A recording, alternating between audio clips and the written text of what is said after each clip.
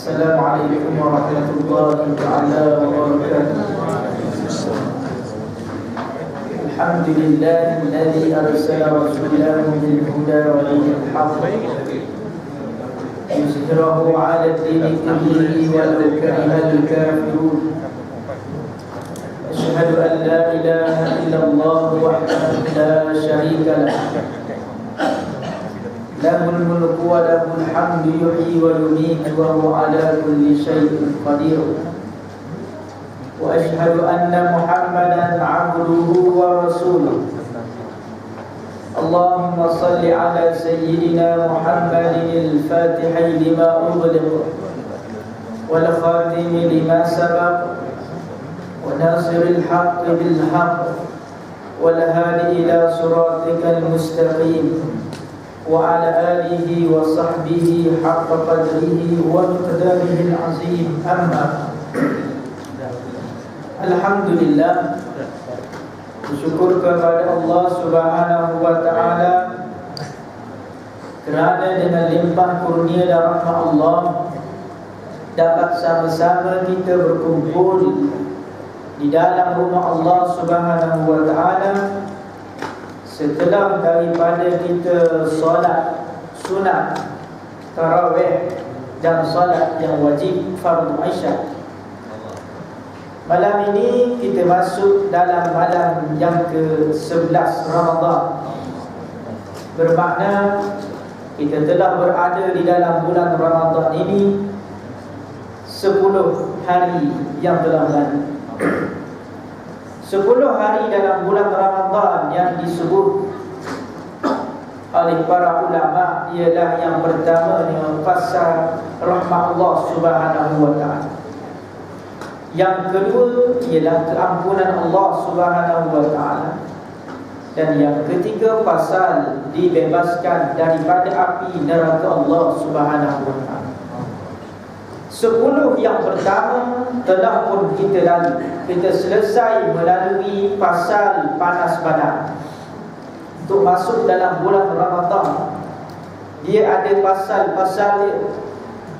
Maka pasal yang pertama, yakni pasal panas badan ataupun warming up, telah pun berlalu. Kita masuk pula pada pasal yang kedua untuk kita terus berada di dalam bulan Ramadan Al-Mubarak. Jadi tajuk yang diberi pada saya ni, saya lihat the best Ramadan. Tajuk yang ada dalam pada saya the best Ramadan, Ramadan yang terbaik. Jadi masuk tempat tuan-tuan, masuk tempat surau, nama apa surau? Nurul Hijrah. Surau Nurul Hijrah ni pada malam yang ke-11. Masuk pada juzuk yang ke-9 lah bagi kuliah saya ni. Saya kadang-kadang saya buka hadis dan kadang-kadang saya buka tafsir. Dan kedua pada malam ni ialah tafsir. Marilah sama-sama kita melihat ayat Allah Subhanahu wa taala.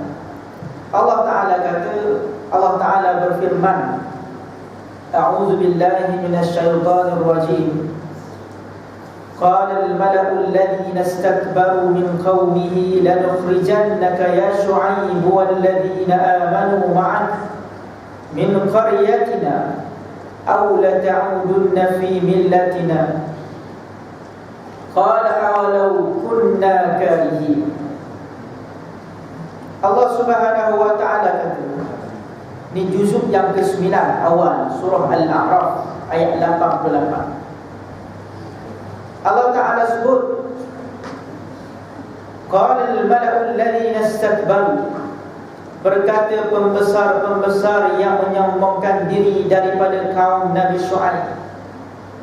Wahai Nabi Shu'aib dan orang-orang yang beriman bersama kamu, akan kami keluarkan kamu daripada kampung kami, ataupun kamu kembali kepada agama kami.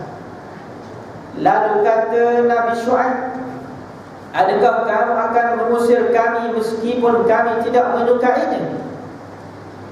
Ini ayat yang Allah Ta'ala cerita tentang Nabi Shu'aib alaihissalam. munasabah dengan ayat yang ke-85.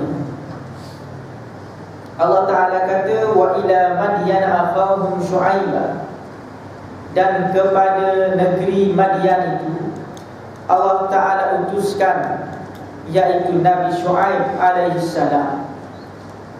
Apa tugas Nabi Syu'aib? Nabi Syu'aib kata, qala ya qaumi a'budullaha ma lakum min ilahin ghairuh. Wahai kaumku, hendaklah kamu ini sembah Allah. Siapa lagi Tuhan bagi kamu selain daripada Dia? Tidak ada. Tidak ada Tuhan bagi kamu semua ini melainkan Allah Subhanahu wa ta'ala. Kata-kata ini diucap oleh Nabi Syu'aib alaihissalam dan juga nabi-nabi sebelum daripada Nabi Syu'aib alaihissalam, sehinggalah kepada Nabi Muhammad sallallahu alaihi wasallam. Semuanya menyebut supaya kita ini menyembah Allah Subhanahu wa ta'ala. Apabila kita kenal Allah Subhanahu wa ta'ala, kita akan melaksanakan perintah Allah Subhanahu wa ta'ala dengan tidak ada apa-apa bantahan. Kerana apa? Kerana kita sudah kenal siapa yang mengeluarkan arahan. Allah Subhanahu wa ta'ala yang mengeluarkan arahan, maka kita melaksanakan tuntutannya tanpa apa-apa bantahan daripada diri kita. Hari ini masuk dalam bulan Ramadan. Pejam celek 11 hari dah kita duduk dalam bulan Ramadan. Maka bulan Ramadan sudah 11 hari, lebih kurang 20 ataupun kurang daripada 20 hari lagi kita akan keluar daripada bulan Ramadan. Apa tujuan Allah Ta'ala buat bulan Ramadan? Tujuannya ialah la'allakum tattaqun. Surah Al-Baqarah ayat 183. Wahai orang yang beriman, Allah Ta'ala kata wajib kepada kamu ini puasa, diwajibkan kepada kamu puasa, la'allakum tattaqun. Mudah-mudahan kamu bertakwa kepada Allah Subhanahu wa ta'ala. Allah Ta'ala mahu kita ni menjadi takwa. Apa itu takwa? Al-imtithalu awamirillah wajtinabu nawahi. Buat apa yang Allah Ta'ala suruh, kita tinggal apa yang Allah Ta'ala larang. Itu definisi disebut oleh ulama tentang takwa. Sifat-sifat orang yang bertakwa disebut oleh Allah Subhanahu wa ta'ala di dalam surah Al-Baqarah. Dzalikal kitabu la raiba fihi hudan lil muttaqin. Kitab yang ada di depan kamu ini tidak ada ragu-ragu di dalamnya, menjadi petunjuk kepada golongan yang bertakwa. Surah Al-Baqarah ayat yang kedua. Awal lagi Allah Ta'ala sebut sifat-sifat orang yang bertakwa kepada Allah Subhanahu wa ta'ala. Yang pertamanya, dia tak ragu-ragu dengan Al-Quran. Apa sahaja datang daripada Al-Quran, dia mengiyakan dan melaksanakan arahan Allah Subhanahu wa ta'ala. Tapi hari ini tidak. Hanya mengamalkan sebahagian, meninggalkan sebahagian yang lain. Bila bulan puasa, semua bagak puasa.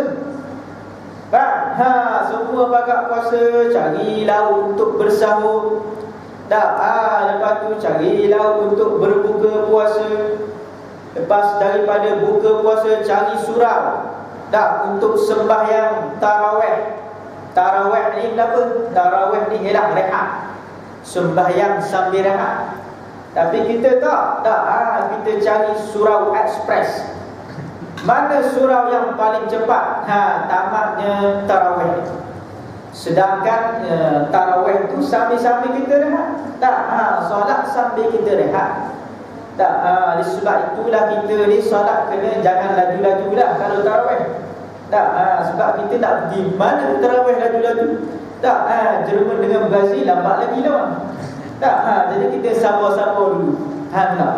Jadi umat manusia kita ni, umat Islam kita Malaysia, dia sebahagian sahaja faham Islam. Timbullah golongan yang puasa semata-mata, tapi bila arahan Allah Subhanahu Wa Taala yang lain, dia tidak laksana. Sebagai satu contoh, dia ni puasa tapi tak tutup aurat. Ramai tak di kalangan kita, kalau kita pergi bazar Ramadan, kita pergi ke pasar raya, pergilah mana-mana, tak, kita jumpa perempuan yang tak pakai tudung, yang tak tutup aurat, kita tanya, kamu ni puasa ke tidak?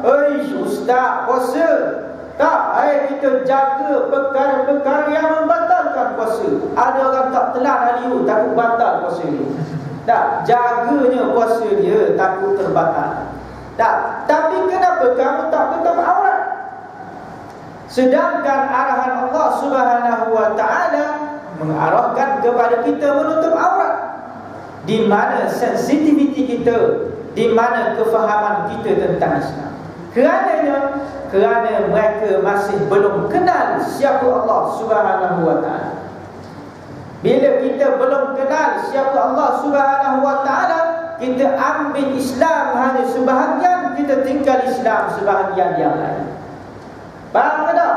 Kerana kita ni ramainya ambil Islam sebahagian, Islam sekular. Sekular ni maknanya hanya Islam dia tu dalam bab agama, luar daripada kehidupan dia tu bukan dalam agama. Tak, contoh ni Islam dia ni hanya dalam masjid dan surau. Luar daripada masjid surau tak Islam. Maka timbul golongan yang tadi. Tak, bila masuk saja dalam masjid terus pakai tudung. Tak, keluar daripada masjid tak pakai tudung. Tak, yang lelaki pun begitu juga. Masuk dalam masjid jadi baik. Tak, jadi warak, tunduk masuk masjid. Assalamualaikum. Tak, warak. Keluar daripada masjid, tak, ambil duit orang, tak, ambil kasut orang, ambil selipar orang, semua dilepas. Tak, kerana apa? Pahamannya Islam hanya dalam masjid semata-mata. Itu masalah yang berlaku dalam negara kita. Kerana mereka masih lagi belum menyembah Allah Subhanahu Wa Taala. Persembahan kepada Allah Subhanahu Wa Taala bukan hanya sembahyang. Hari ini sudah tidak timbul orang sembah, orang panggil sembah kepada patung-patung, sembah kepada pohon kayu, sudah tidak ada. Yang ada mereka sembah dengan pahaman-pahaman selain daripada Islam. Timbul pahaman sekular yang saya sebut tadi, timbul pahaman liberal, timbul pahaman plural. Plural ni semua agama sama, Islam sama, Hindu sama, Kristian sama. Saya ulang, kerana benda ini berlaku dalam masyarakat kita. Hilang kapal terbang MH370 baru ini, tak, bulan 3, 8 Mac, keluar dalam Facebook saya. Tak, orang Islam yang tulis. Dia kata semoga Allah Yesus dan Brahma merahmati orang yang berada dalam kapal terbang. Dia kata semoga Allah Yesus dan Brahma merahmati orang yang berada dalam kapal terbang. Allah Tuhan kita, Yesus Kristian, Brahma Hindu Buddha, dan merahmati orang yang berada dalam kapal terbang. Siapa yang tukar bercakap? Orang Islam. Bermakna dia telah mengiktiraf Tuhan selain daripada Allah Subhanahu Wa Taala. Bila iktiraf Tuhan selain daripada Allah, dia ni syirik kepada Allah Subhanahu Wa Taala. Syirik Tuhan tak guna kita sembahyang, kerana kita telah menjadi kafir, telah menjadi kufur ingkar. Ini perkara membatalkan akidah. Kita jaga perkara membatalkan puasa macam saya sebut tadi. Kita jaga perkara membatalkan sembahyang, tak gerak kita 3 kali, takut batal sembahyang. Tak, kadang-kadang muslimat sembahyang tu orang mari ambil dia punya beg duit depan. Tak, orang masuk tu kutip beg duit. Tak gerak. Tak, takut batal sembahyang dia. Tak, sedangkan pada waktu itu yang afdal pergi pukul pencuri. Tak, sembahyang boleh sembahyang balik, tapi tak jaga, tak beri, batal sembahyang. Tak, kerana apa? kerana mereka takut batal sembahyang, bukan dah maka tak sembahyanglah dia. Tapi mereka lupa akan perkara membatalkan akidah. Perkara batal akidah tadi. Tak mengiktiraf Tuhan selain daripada Allah Subhanahu wa taala, mengambil fahaman lain daripada agama Islam, itu telah mensyirikkan Allah Subhanahu wa taala. Maka kita kena jaga-jaga. Kerana dalam rukun Islam, kalau kita tolak satu saja tuan-tuan, kita telah kufur ingkar, jadi kafir, tolak satu rukun daripada Islam. Kisahnya ialah dalam zaman Sayyidina Abu Bakar As-Siddiq radhiyallahu taala anhu wa zaman Sayyidina Abu Bakar, Sayyidina Abu Bakar mengarahkan tentera Islam pergi serang kumpulan yang tidak mahu membayar zakat. Lalu tentera Islam bersiap. Apabila sampai di kampung tersebut, nak serang tu, tiba-tiba dengar azan. Dengar azan, lihat ramai orang datang ke surau, sembahyang berjemaah. Lepas sembahyang berjemaah, mereka baca Quran. Pening tentera Islam. Pulang kembali. Bila pulang dia tanya Sayyidina Ali karramallahu wajhah, "Ya Ali, dah pasal apa kita nak kena pergi serang orang yang datang ke surau? Kita nak serang orang yang sembahyang." Kata Sayyidina Ali, "Kamu pergi tanya Sayyidina Abu Bakar." Lalu pergi tanya Sayyidina Abu Bakar, "Pasal apa kita kena pergi serang orang yang sembahyang? Orang sembahyang berjemaah lagi, orang baca Quran." Kata Sayyidina Abu Bakar, "Kamu faham ke tidak tentang rukun Islam? Rukun Islam bila tolak satu, kosong jawapan. Bukan tolak satu jadi 4, tapi tolak satu gugur syahadat. Dia beriman, dah syahadat, dia sembahyang, dia puasa, dia pergi haji. Dia tolak satu, iaitu kewajipan zakat. Bila tolak kewajipan zakat, bermakna dia tolak arahan Allah Subhanahu wa taala. Ijtihad Sayyidina Abu Bakar kata dia telah gugur lafaz syahadat. Maka sebab itu kena serang. Itu disebut oleh Sayyidina Abu Bakar. Maka kita kena jaga-jaga. Sebab Nabi sallallahu alaihi wasallam telah sebut, yusbihur rajula musliman. Kadang-kadang golongan Islam ni pagi-pagi dia Islam, wa yumsi kafir. Petang jadi kafir. Kadang-kadang petang Islam, pagi jadi kafir. Sebut oleh Nabi sallallahu alaihi wasallam. Sebab apa? Sebab pagi-pagi dia bangun sahur. Lepas bangun sahur, dia pun sembahyang. Lepas sembahyang, dia pun pergi ke surau. Lepas pergi ke surau, dia pun buat apa? Baca Quran. Lepas baca Quran, dia pun balik. Dia balik rumah, dia pun baca apa benda ni, orang nak laksana hukum Islam. Tak setuju aku. Maka dia telah menolak kewajipan Allah Subhanahu wa taala, gugur syahadah ni. Maka kita kena jaga-jaga. Dalam ayat ini, apa yang saya mahu kaitkan, dalam ayat ini kata Allah Subhanahu wa taala, pembesar-pembesar, Perdana Menteri zaman Nabi Syuaib, dia ni tak mahu terima apa yang dibawa oleh Nabi Syuaib. Dia kata apa? Dia kata, "Wahai Syuaib, dan kamu pergi, kamu keluar daripada kampung ini. Hai kamu ni bawa ajaran apa ini? Ajaran supaya sembah Allah. Keluar kamu daripada kampung ini." Ni menteri-menteri zaman Nabi Syuaib alaihissalam. Dia ambak keluar Nabi Syuaib kerana Nabi Syuaib suruh orang sembah Allah Subhanahu wa taala. Oleh sebab itu kita jangan rasa pelik kalau ada orang larang kita untuk melaksanakan kebaikan. Kita nak bagi derma, orang marah. Tak, pasal apa kamu bagi derma? Kena saran. Sedangkan dalam Islam suruh derma. Jangan kamu hina orang yang menderma macam-macam. Allah Subhanahu wa taala sebut, "Ara'aital ladzi yukadzibu bid-din, fadzalikal ladzi yad'ul yatim." Macam Allah taala sebut tu. Jangan kamu ni halang orang yang minta derma macam-macam. Allah taala sebut, suruh layan dengan baik. Kalau kita tak mahu bagi derma, jangan bagi derma. Jangan kita herdik dia. Hari ni tidak saman.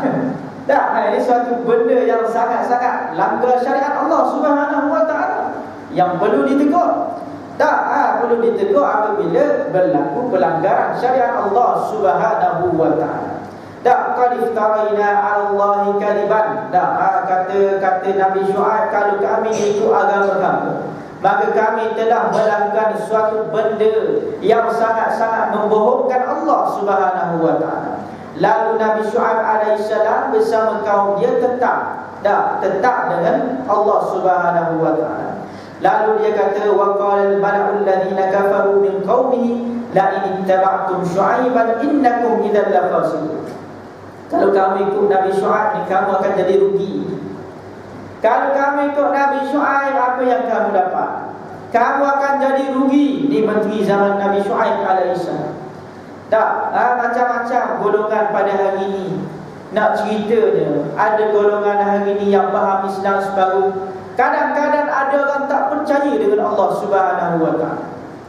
Saya baca surat khabar, tuan-tuan baca surat khabar. Tak, akhbar di Sabah. Tak, kampung apa? Tak. 20 tahun masjid tak hidup. Kerana apa? Seluruh kampung tu telah masuk Kristian. Tak, tadi siang tadi saya baca 20 tahun masjid itu tak hidup. Sebab apa? Sebab semua kampung dah jadi orang Kristian. Kerana apa? Kita tak buat kerja. Orang Islam tak buat kerja. Bukan penduduk di sana. Apabila ada orang masuk Islam, ni sahabat saya yang berada di Sabah cerita ke saya, ada orang ni masuk Islam, Tok Batin. Tak, Tok Batin masuk Islam. Tak, lepas tu dia tanya rumah dia ada songkok, 7 songkok.